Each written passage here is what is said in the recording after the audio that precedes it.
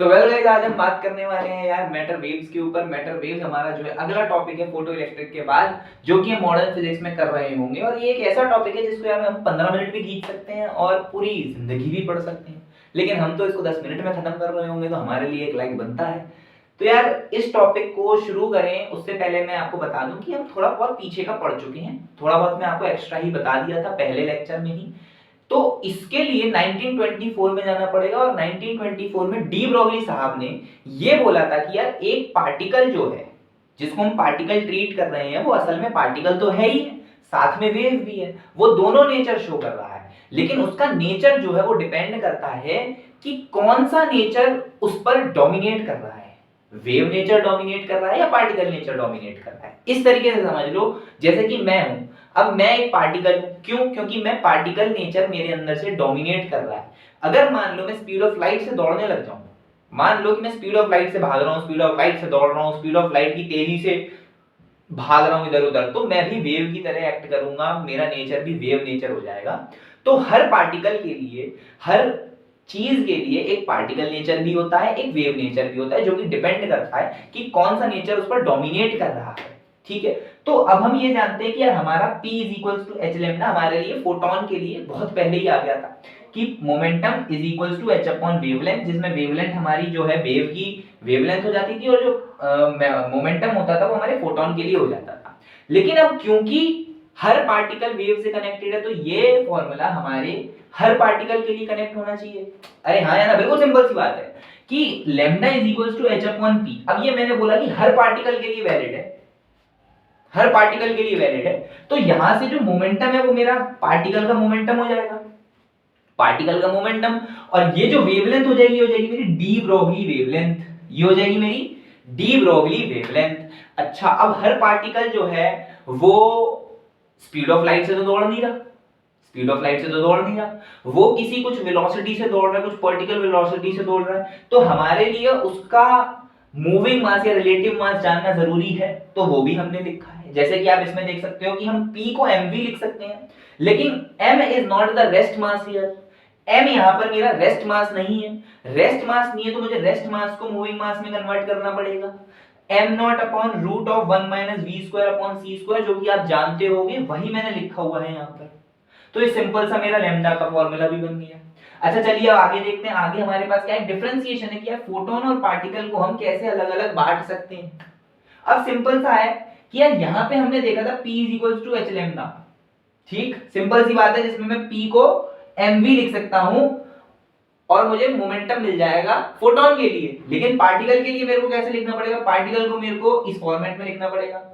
Particle, जिस भी मैं किसी भी पार्टिकल की बात कर रहा हूं, तो उस पार्टिकल में मेरे को मास ये लेना पड़ेगा, m not upon root of 1 minus v square upon c square. बहुत बढ़िया। चलिए अब अगर फोटोन की बात करूं, तो फोटोन का रेस्ट मास तो जीरो होता है, फोटोन का रेस्ट मास जीरो होता है, ये याद रखो। लेकिन क्या पार्टिकल का रेस्ट मास जीरो होता है? नहीं, पार्टिकल का रेस्ट मास होता है m नॉट। पार्टिकल रेस्ट पे m नॉट था, जब वो कुछ स्पीड से दौड़ रहा है तब का फॉर्मूला हमने ये लिया है। अच्छा दूसरी बात, यहाँ पे एनर्जी हमारे पास hc बाय लैम्डा होती है, फोटोन के लिए एनर्जी hc बाय लैम्डा होती है, लेकिन पार्टिकल के लिए हाफ mv स्क्वायर होती है। क्या होती है? हाफ mv स्क्वायर होती है। उसके बाद देखें, इसकी स्पीड c है, फोटोन स्पीड ऑफ लाइट से दौड़ रहा है, स्पीड ऑफ लाइट से दौड़ रहा है, लेकिन क्या इसके लिए कुछ है? इसके लिए तो स्पीड v है, कुछ v स्पीड से दौड़ रहा है। यहां पर अगर मैं c रख दूंगा तो उस हिसाब से मास आ जाएगा, यहां पे कुछ भी v रख दूंगा तो उस हिसाब से मास आ जाएगा, यहां पे v की जगह 0 रख दूंगा तो रेस्ट मास आ जाएगा, है कि नहीं? सही बात है। मूविंग मास यहाँ पे हमारे लिए, अगर हमें निकालना है कि फोटोन अगर मूविंग मास है, उसका मूविंग मास है, तो मूविंग मास है कितना, तो हमने कैसे निकाला? हमने निकाला कि यार हमारा जो ये है एनर्जी, एनर्जी होता है hc बाय लैम्डा, तो हमने एनर्जी को क्या लिखा? एनर्जी को लिखा mc square. mc square is equals to hc by lambda, c से c काटा, m आ गया h upon lambda by c।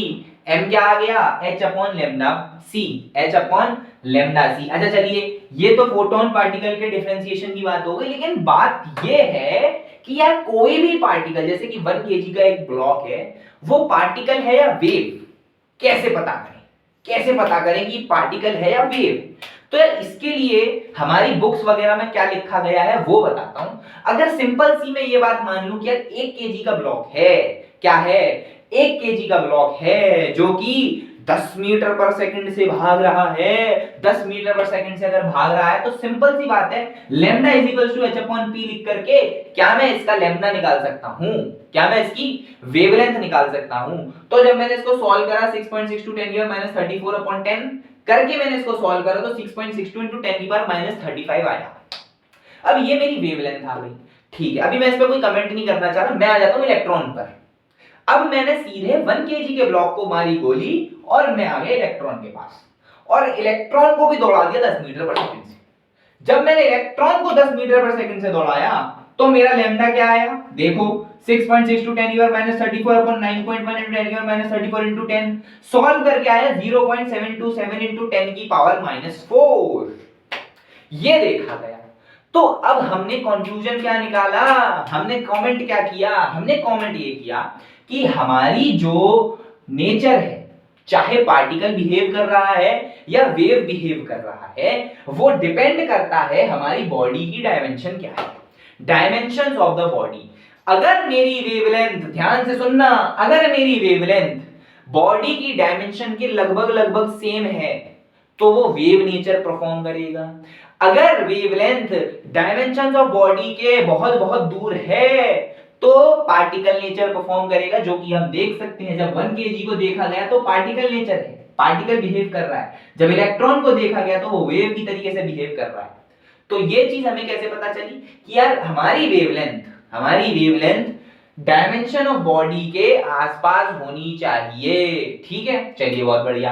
अब ये कुछ फॉर्मूले हैं जो कि आप सिंपल से याद कर सकते हैं, आपको पहले भी बताए रखे हैं। जैसे कि lambda is equal to h upon mv होता है, जिसको हम कन्वर्ट करके काइनेटिक एनर्जी में भी लिख सकते हैं h अपॉन √2m। उसके अलावा उसको हम कन्वर्ट करके लिख सकते हैं पोटेंशियल में, क्योंकि काफी सवालों में पोटेंशियल दे दिया गया होता है, तो पोटेंशियल में भी कर सकते हैं 2m के qv करके, ठीक है। बहुत बढ़िया। अब आपको इलेक्ट्रॉन के लिए तो यार याद कर लो, ज्यादा अच्छा है। इलेक्ट्रॉन के लिए तो याद कर लो कि इलेक्ट्रॉन के लिए अगर मान लो मुझे वोल्टेज दे रखी है और मुझसे लैम्डा पूछ लिया जा रहा है, अगर मुझसे लैम्डा पूछ लिया जा रहा है, वेवलेंथ पूछ लिया जा रहा है, वोल्टेज दे रखी, तो मुझे ये फॉर्मूला यूज करना है 12.27 अपॉन √v इनटू एंगस्ट्रॉम, जहां पे v जो है वो मेरा वोल्टेज है, v मेरा वोल्टेज है इन वोल्ट्स, ठीक है। चलिए, तो ये आया कैसे यार, ये वैल्यूज रखोगे सीधा सीधा आ जाएगा, मैंने भी वैल्यू रख के ही सॉल्व किया है, ठीक है।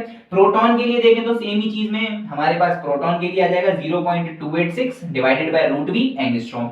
अल्फा के लिए देखें तो h upon √2ma alpha v करा हमने तो 0.101 अपॉन √v एंगस्ट्रॉम, ये भी आ गया। अच्छा, कैच क्या है, तीनों अलग अलग क्यों आ रहे हैं, h तो सेम ही है। कैच ये है कि यहाँ पर देखो मास इलेक्ट्रॉन का लिया गया है, यहाँ पे प्रोटॉन का लिया गया है, यहाँ पे अल्फा के लिए लिया गया है। यहाँ पे इलेक्ट्रॉन का चार्ज है, यहाँ पे प्रोटॉन का चार्ज है, यहाँ पे अल्फा का चार्ज है। इसी वजह से जो है हमारी वैल्यूज में डिफरेंशिएशन क्रिएट हो रहा है।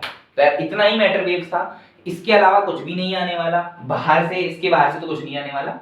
इतना ही है जितना इस बोर्ड पे लिखा है, इसके अलावा कुछ नहीं आने वाला, इतना आपको याद होना चाहिए।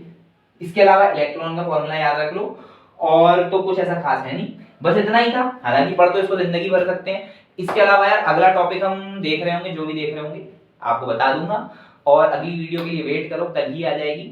तो चैनल को सब्सक्राइब कर दो यार, वीडियो को लाइक कर दो, शेयर भी कर दो, क्योंकि आगे आने वाली है ऐसी 10 मिनट वाली वीडियोस जो कि आपके लिए बहुत हेल्पफुल होंगी, क्योंकि इसमें एडवांस का कंटेंट भी कवर हो रखा है। ठीक है, चलते हैं, आज के लिए मिलते हैं अपनी अगली वीडियो में।